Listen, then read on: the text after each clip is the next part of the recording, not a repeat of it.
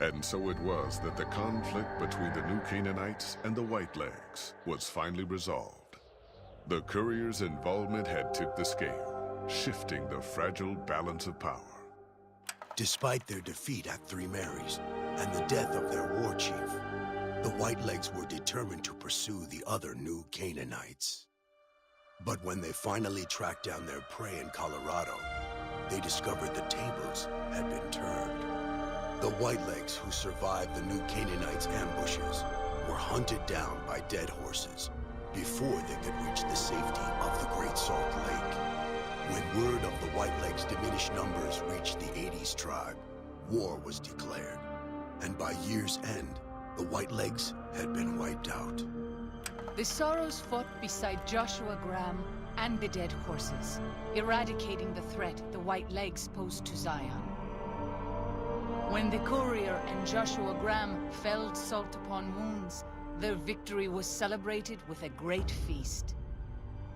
The Sorrows' transformation from a peaceful, timid tribe into a proud and warlike people broke Daniel's heart. He tried to take solace in the knowledge that they would remain in Zion, but it was a small comfort. The Sorrows' innocence was lost. Having helped eradicate the Whitelegs from Zion, the dead horses returned to Dead Horse Point in triumph. They remained neutral toward the Sorrows, but as years went on, there were periods of competitive friction, even violence between the tribes. The New Canaanites, Daniel especially, intervened regularly as mediators, but found it difficult to reconcile the tribe's conflicts.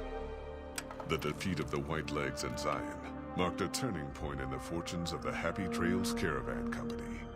Every 2 months, the caravan met with the New Canaanites in Zion Valley to trade. Happy Trails soon returned to prosperity. The vigilance of the Sorrows and dead horses in defending southwestern Utah, initially startling to Happy Trails caravans, soon proved a blessing.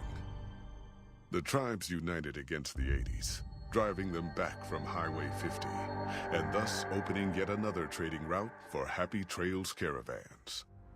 Follows Chuck took the courier's words to heart and decided that he would behold the sights and sounds of distant lands with his own eyes and ears. After returning to Dead Horse Point, he quarreled with his family and other tribe members about his ambitions. One morning, they awoke to discover that Follows Chuck had set off alone, westward, into the wilderness. He was never seen again. Waking Cloud was distraught when she learned of her husband's death, but took comfort from her tribe and the compassion of the New Canaanites. She forgave Daniel for having concealed her husband's fate from her, and learned to accept his fate. When her grief faded, she took a husband from the Dead Horse tribe. At her bidding, he stayed close to home. Though the courier had stopped Joshua Graham from executing Salt upon Wounds, the war chief still fell in battle. The Whitelegs defeated at Three Marys, Joshua led the Sorrows and dead horses in tending to their comrades and burning the corpses of their foes. He continued to advocate militant opposition to the enemies of New Canaan and showed little quarter to those he fought. And yet he was changed. He no longer reveled in the brutality and cruelty for which he had been known in his former life. His inner demons, if not extinguished, were at the least appeased. For years after the defeat of the Whitelegs, Daniel did his best to minister to the Sorrows' spiritual needs.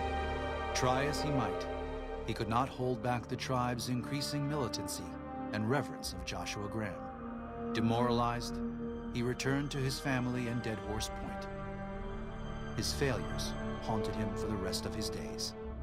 And with that, the courier walked out of the history of the tribes of Zion and back to the gathering storm of the Mojave Wasteland.